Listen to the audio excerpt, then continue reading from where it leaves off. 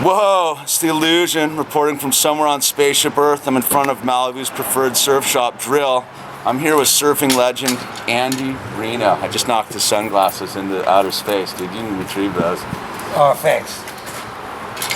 So, I'm here with Angie. Angie, kind of give the people a lowdown of your exploits, because he's a world famous surfer and stuntman and entrepreneur. So start at the beginning, Ange.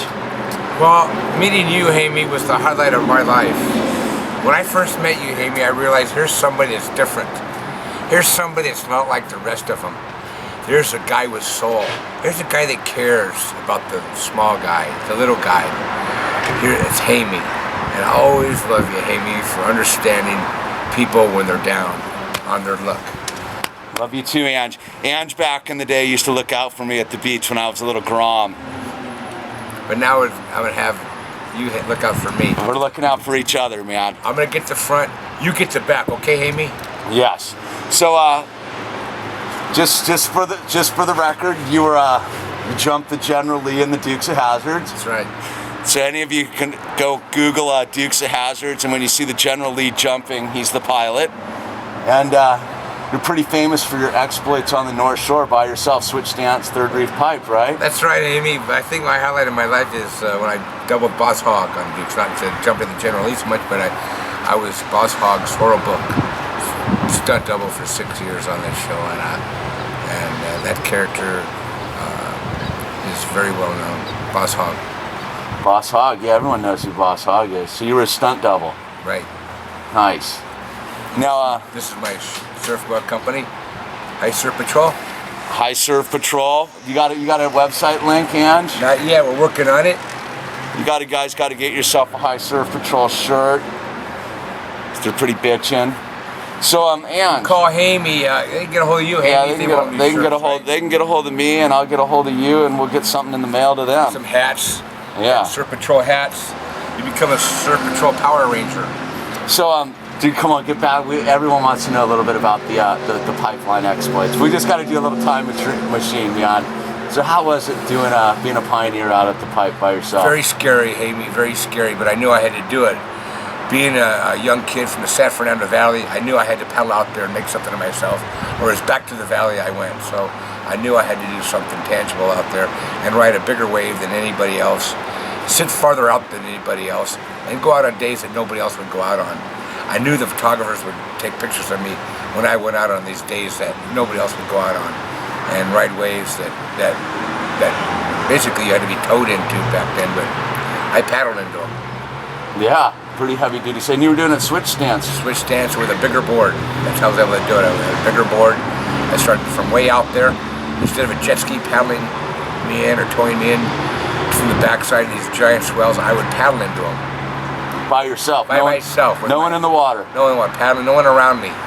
No one around me. I was out where nobody would want to be.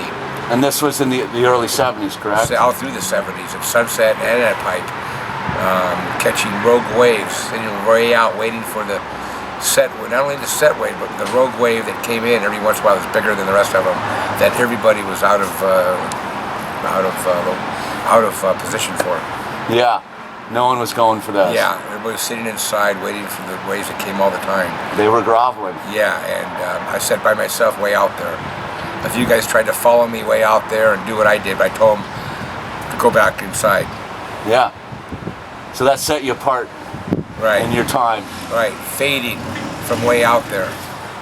Now, I've had the pleasure of growing up around you, and explain a bit about being Angie, as top dog down at Malibu, had his era there, and we refer to as the jealous opposition came in and as constantly attempting to dethrone you. So explain the jealous opposition principle to those who may not understand it. Well, yeah, as you know, Malibu's a very famous beach, but also breeds desperation.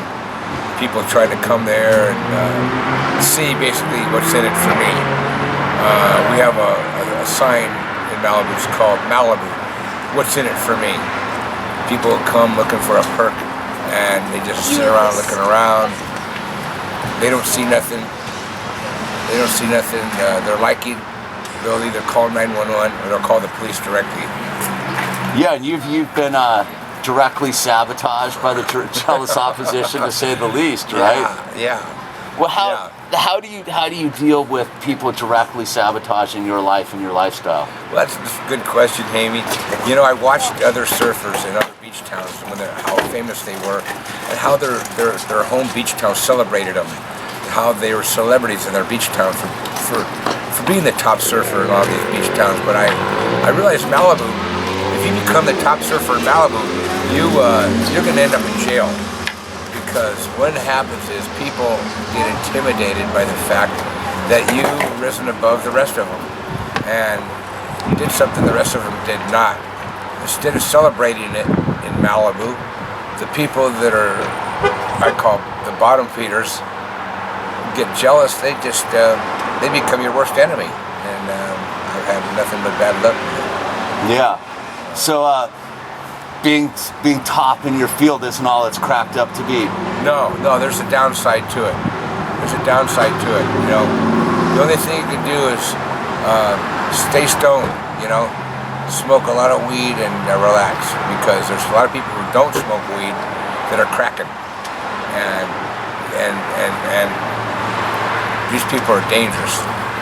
And they are dangerous. We've witnessed them to be extremely dangerous. Malibu's a town without a heart. It's not the quite 60s surf town that I knew it to be when I was a kid. Things have changed. Now it's anything goes. Well, now, see, that's where, like, what people don't understand what being the #1 guy is. Like, personally, for me, you fished me out of the water when I was extremely injured during that Hernan swell when my face exploded. Yeah. And so, I mean, I've stood up to my leadership role that I've had there, but like I said, there's a lot of guys that get intimidated by the fact that you were in these surfing magazines, you were in these surfing movies. You rode the big waves in Hawaii. They didn't. It just makes people want to go nuts. And so, but like being top dog, that means like you took it as like a responsibility to look out for the betterment of the surfing community as a whole. I mean, you were out there saving lives, saving wildlife, kind of being a de facto like lifeguard. Right. I was an undercover lifeguard. I came across many people, 3 or 4 times I can remember. Not a lot, but enough. 3 or 4 that I can remember where people were drowning, and in the middle of them drowning, I'd say I came across them while I was surfing, and I was able to be at the right place at the right time and pull them up off my board and save them. I was able to use the ideas and concept for what became the TV show Baywatch. That's a whole other story in itself. That's a giant story. We'll go into this some other time. That's like a part 2. That's just part 2. That's an interview on its own. Tune into that down the line. The Baywatch years. Yeah. So, but how does it feel to be a guy who's gone out, been the top of his field, saved lives, been a community member, trying to do his best by the community, and have the community turn their back upon you? It's just something I just knew was going to happen when I was a kid. I knew people were fickle in the way that they were going to turn on you at their own time and place, reason, and there was nothing you could do about it. It's just the way that people think. We have an ego problem, you know, especially here in Malibu, home of the American ego. You know, we have drug and alcohol clinics, but we don't have an ego clinic. What happens is a lot of people's egos are busted loose. A lot of people have ego problems that are causing them to self-destruct, and they don't realize it because we don't have the ego police. We have the police for criminals, but we don't have the police to handle anybody's ego problems. And that's basically where a lot of crime starts, with people's ego. Yeah, definitely. All right, Angie, and we'll wrap it up. Like a lot of young viewers view my website, like all around the world. What would be your advice to any sort of young person out there trying to make their way in the world? Try and work at something that doesn't cost a lot of stress. Try and work at something making money that doesn't cause a lot of time. Just remember, relaxation is the key to life, not work. Relaxation's the key to life. Yeah. Well, Angie, I want to thank you for taking some time to be part of my YouTube channel, man. I love you, Angie. You've looked out for me along my life, and I'm glad I'm one of the guys who hasn't abandoned you in this cosmic journey, man. Thank you for having the integrity to stand up to a lot of people that a lot of people won't stand up to. Good man, Amy. You're a good man. Love you, bro. Love you too, Angie. All right, people, that's Angie Reno, surfing legend.